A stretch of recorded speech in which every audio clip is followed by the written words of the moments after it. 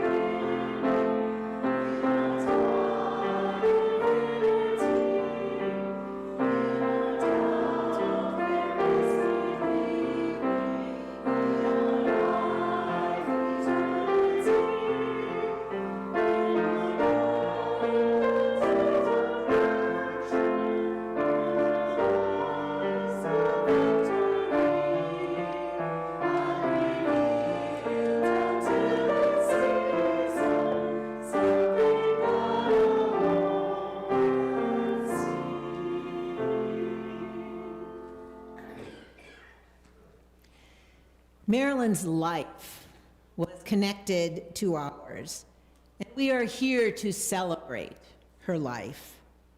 And yet the reality is we're also here because of death. Death is something we typically or eventually come to accept as part of the natural or biological rhythm of life. Yet when death comes to someone we love, the grief is personal, sharp, and oh so real. And so as we should, we grieve. It's been said that grief is the price of love, and thus love and grief are forever entwined together. But just as love grows and adjusts and adapts, you will find also that the journey of grief also adjusts and adapts as we continue on with life. So it is good that we have come together so that we can face this reality of death as a community.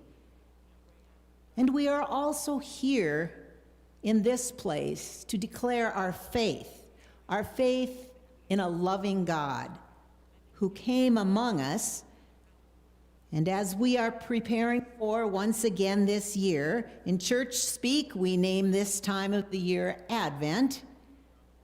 One of the names or descriptions of the child whose birth we await is Emmanuel, which means God with us. It is through the life, death, and resurrection of Jesus, Emmanuel, that death is defeated and we find our greatest hope of life. I invite you to hear these words from the Gospel of John. Jesus said, "Do not let your hearts be troubled. Believe in God. Believe also in me. In my Father's house there are many dwelling places. If it were not so, would I tell you that I go to prepare a place for you? And if I go and prepare a place for you, I will come again and will take you to myself, so that where I am, there you may be also. And you know the way to the place where I am going." And Jesus said, "Peace, peace I leave with you. My peace I give to you. I do not give to you as the world gives. So do not let your hearts be troubled. Do not let them be afraid." At this time, I invite Marilyn's daughter, Brenda, to come and share some words with you at this time.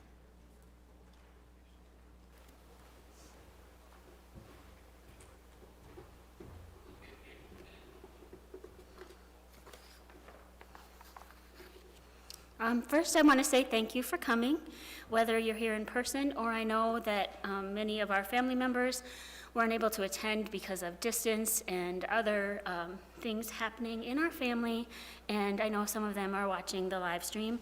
So I just want to say thank you for attending that way as well. I was trying to figure out something that I wanted to read for the service, and I came across a poem called The Dash. And honestly, at first, it intrigued me because both myself and my mom were journalists of a sort, and it's punctuation and kind of geek like that. So, and then I read it, and I thought it really spoke to how she would want people to live their lives and how she lived hers. I read of a man who stood to speak at the funeral of a friend. He referred to the dates on the tombstone from the beginning to the end. He noted that the first came the date of birth and spoke the following date with tears. But he said what mattered most of all was the dash between those years. For that dash represents all the time that they spent alive on earth, and now only those who love them know what that little line is worth. For it matters not how much we own, the cars, the house, the cash. What matters is how we live and love and how we spend our dash. So think about this long and hard. Are there things you'd like to change? For you never know how much time is left that can still be rearranged. If we could just slow down enough to consider what's true and real, and always try to understand the way other people feel, and be less quick to anger and to show appreciation more, and love the people in our lives like we've never loved before. If we treat each other with respect and more often wear a smile, remembering this special dash might only last a little while. So when your eulogy is being read with your life's actions to rehash, would you be proud of the things they say about how you spent your dash? I think my mom would be proud of her dash. I know I am. I know I'm so lucky that I could call her my mom. But I'm not just saying that because I am biased and because I'm her daughter, but as I've connected and reconnected in the last few weeks with people who have been a part of her dash and she theirs, I have been touched by how many people said they appreciated her wisdom and they learned so much from her when she took them under her wing. She was very welcoming and you knew she cared. She was always willing to have a conversation with you, Even sometimes when you probably didn't feel like it, she'd just continue to talk on and on. We are not alike in that way, but, but she was very welcoming and always enjoyed conversing with others. Even when she was being tough, because that also came up a lot. They'd say she was tough, she was a perfectionist. There was a kindness and a patience, just an undercurrent of that you knew that she just wanted you to succeed and to do your best. Like I said, she was a perfectionist at times. The example I remember the most is she helped to make costumes for South Pacific. And in theater, many times costumes, they have to make so many of them that they have to do it in such a short time that they do take shortcuts. But my mom would have none of that. She wanted to make sure everything was perfect, and I don't think she actually wound up making very many costumes, and I don't know if she made costumes for anything else either. But she took her time and wanted to make sure every stitch was correct. Even when I told her it didn't need to be, it didn't matter. She was doing it, and she wanted to make it something she could be proud of and wouldn't, would just be good in her eyes. I've also often heard she wanted perfection as an editor, but in the next breath or sentence, those same people would say that demand of perfection made them better writers. Journalism was in her blood. Someone, I think when we were at the hospital, who found out that she started her journalistic career in the 60s, said she must have been a pioneer for women in the newsroom. And I hadn't really thought about it. But I suppose as a woman in the 60s, it's likely she would have been one of the few women in that room. It just kind of shows her drive and determination as a person that she continued on in that profession. She liked being a part of bringing the news to people's doorstep every day. She enjoyed learning, getting to the bottom of things, and relaying that information and stories to help keep others informed, educated, and entertained. She even did this long after she retired. She would often find something she found interesting somewhere, copy and paste it, and share it on Facebook. She wouldn't use the share button. She'd copy and paste and put it on Facebook, and it was usually just something educational. It could have been a historical fact. It could have been something about the Black Hills, anything, you name it. She just liked to impart wisdom and interesting factoids for people. Upon her retirement, after 37 years with the newspaper, she wrote an editorial about her time there. Some of those closing sentiments can be expanded to her life in general, and I'd like to share those thoughts with you in closing. It's been an interesting, challenging, and at yes, times frustrating 37 years, but it has most certainly never been dull or boring. That's one way in which the news business is unique. No 2 days are exactly alike. Maybe that's why it is so addictive. I would be less than honest, if I told you I'd never had a bad day or a bad experience. I'll say instead that the good, even great experiences I've had and the wonderful people I've met far outweigh those events and people who tried my patience. She continues on to say, each of you with whom I've worked, whether as coworkers or as readers, has in some way touched my life, become a part of who I am. I thank my coworkers for putting up with me, but most of all, I thank each of you, the readers, for inviting me into your home or business through the pages of this newspaper. It has been a great 37 years. And like I said, I believe she'd agree those sentiments would extend to her entire life, that it was a great 79 years, that the good and great experiences outweighed the bad. The people she'd met became a part of her life, helping to shape her dash into one to be proud of. As a part of my dash, she was a loving, caring, stubborn, but open, warm, and funny person. A mom who was always there for me, no matter what. I mostly remember a lot of travel experiences, going to Lake Weishaar National Park and getting lost and winding up on a back road in Canada somehow. Traveling to Target Field in their opening year. That was a more recent experience. Taking a very long bus tour to the East Coast, which was great, but also very long. Those things I tend to remember more because they're things that stand out. And she kind of speaks about this in her editorial about retirement as well. She remembers the things that are more exciting. But probably more important than that are the little things, the everyday things. Like I said, she was always there for me. She always had a hug. maybe not always a smile. She was like the phrase that I think she picked up from her mom that was, I may not like you too much right now, but I will always love you. So I keep that in mind, and it's something I will probably use as my philosophy going forward as well.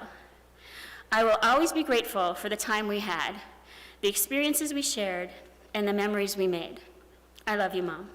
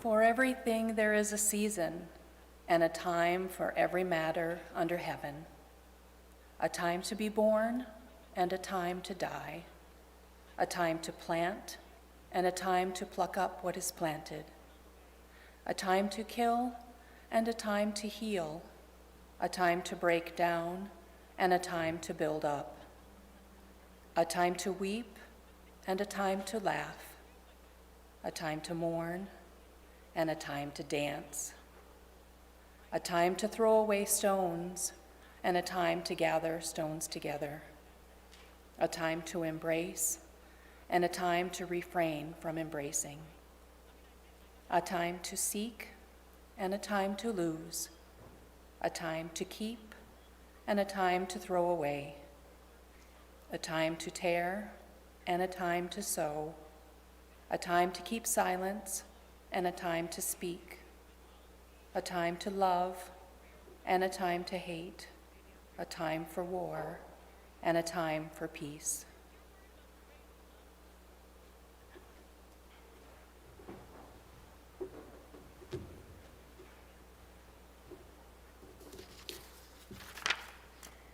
Those ancient words from thousands of years ago speak to the rhythm of life, those ups and downs, the highs and the lows.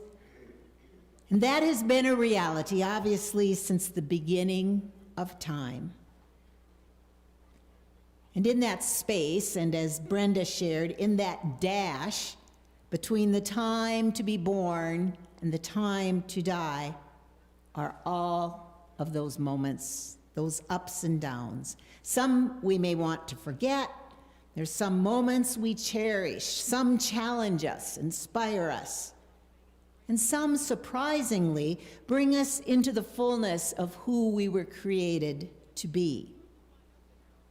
Sometimes that which seems to be the worst turns out to be that from which we discover a greatness that lies within. Today, our thoughts are focused on the days and years of a witty, caring, and knowledgeable woman. The gifts and graces that Marilyn offered through her living will never be lost. Your lives and the lives of many have been enhanced and changed for the better because Marilyn was part of our lives. Now, we come to know people in different capacities. Those who worked with her at the American News knew her as a true professional when it came to editorial work. A colleague described her as an editor's editor. Thorough, tough, all business when it came to her job. And this person also commented that because of Marilyn's incredible expertise in all things grammatical and proper, it would have been easy to be intimidated by her. But really, she said, there was more to Marilyn than her red pen and her ability to be both ruthless and transformative when wielding it. She taught others well and encouraged their gifts and abilities when she saw them within them.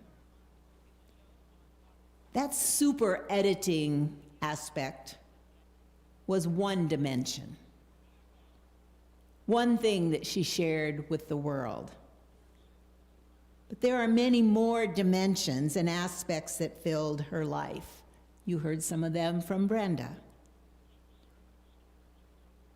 She and her husband and Brenda took many road trips around the country during the summer. Now, I imagine that they were quite well researched, and I doubt if anything of note was ever left off the agenda. She seems truly to have been a multi-dimensional person. Marilyn could sew. She could create something beautiful with her crocheting, though apparently that particular skill was unable to be passed to her daughter. She was excellent at staying connected to people, particularly family. She also worked at staying connected to other living things, including plants, gardening, digging up the earth, planting that seed, and waiting for the hidden life to be revealed. She also grew an apparently eternal rhubarb plant that produced many glasses of rhubarb wine. Oh, and those jackrabbits. She graduated from SDSU before the U was part of the title, but it was still her alma mater. And tenaciously, she followed the teams and watched any game she was able to do so. And speaking of tenacious, the word that did come up a few times, kind of a softer version of another word, which would be stubborn. But for the most part, her tenacity seems as if it was for the good. She was tenacious in doing good work, sometimes a perfectionist. She was tenacious in raising a good and kind daughter.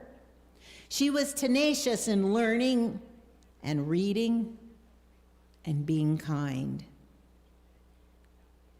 including on insisting on kindly sharing repeated and detailed weather reports with Brenda. But we all know that that was about much more than weather. It was a way of expressing care and concern to someone whom she loved, who might need to venture out in the weather. Now, Marilyn also greatly enjoyed collecting things that brought her moments of joy. In particular, there were porcelain dolls and Hummel figurines and Boyd's bears, of which she had many.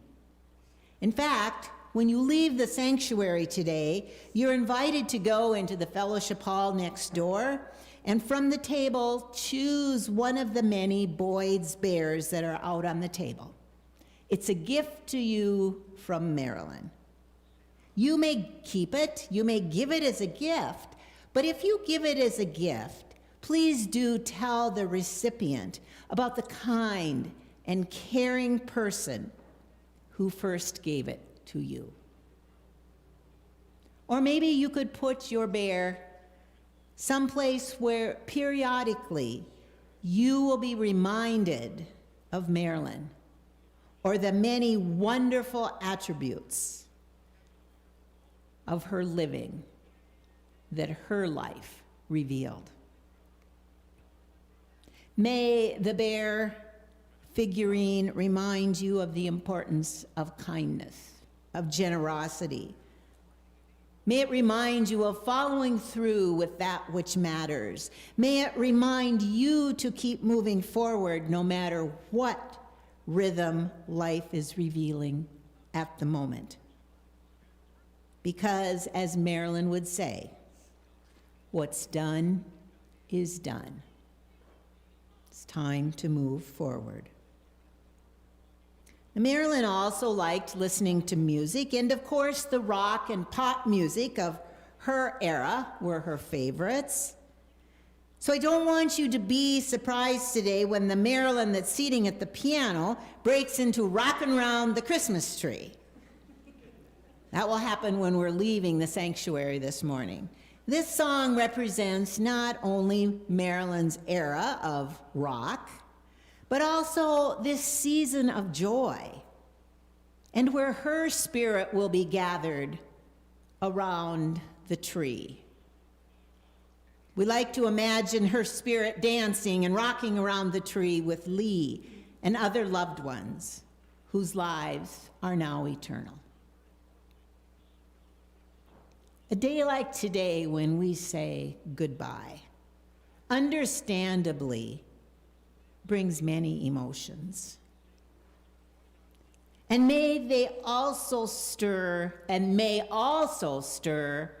questions of both life and death. And though none of us fully know from experience what lies beyond death, I'm convinced that as we each continue our own journeys between those moments of birth and death, as we continue to fill our dash and move on to eternity, I'm convinced that our spirits are safe in the arms of an infinitely gracious and loving God. We are not perfect, none of us, but we are perfectly loved. That's grace, an eternal gift of a loving God. Every human life is an expression of the creative spirit of God. And that creative spirit of God was revealed so well in the life of our friend, Marilyn Weishaar. Another dimension of Marilyn was her rather adamant insistence that she would not be memorialized in words too reminiscent of a traditionalist funeral. Perhaps her heart was too tender to want others to ever be brought down a little bit low or to have any reason to fear this journey to eternal life. And so, Marilyn, without fancy words, we bid you adieu. A most fond farewell, and trust that just like your summer road trips, this new journey on which you have embarked will be more joy-filled and peace-filled than you could ever have imagined. You taught us much, and were tenacious in making it clear that this inevitable day not leave us anxious, but rather just move us into another day. For you, this life on earth is done, and a new life of eternity has begun. In this we rejoice. Marilyn is at peace. She is happy. She is free. To that end, our closing song is going to reflect the words of Jesus in the gospel, where Jesus reminds us that even if the sparrows, the least of the birds, are cared for, so ultimately and eternally are we cared for. Oh, it's an old hymn, and it has a really lively refrain, which I expect you to sing with a smile on your face. Because it was Marilyn's greatest wish that this day not be heavy or overly sad or a downer. I invite you to stand and let's join in singing together, "His Eye is on the Sparrow." Thank you.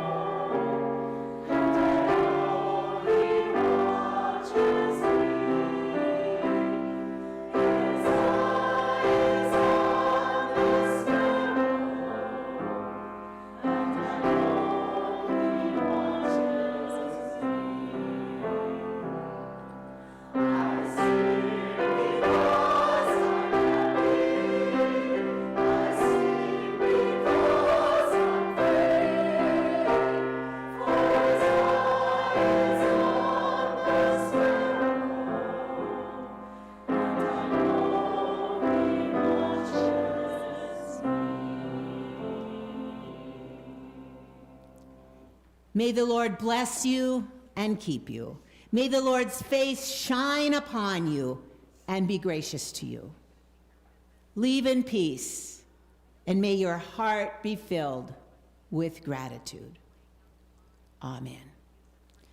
As mentioned, there are gifts for you in the fellowship hall. Because of the continued concerns centering around COVID, we won't be sitting down around the tables, but you are most welcome to pick up a paper cup of coffee and a treat and browse the tables, and there's bags there to put your beer in, and leave with happiness in your heart.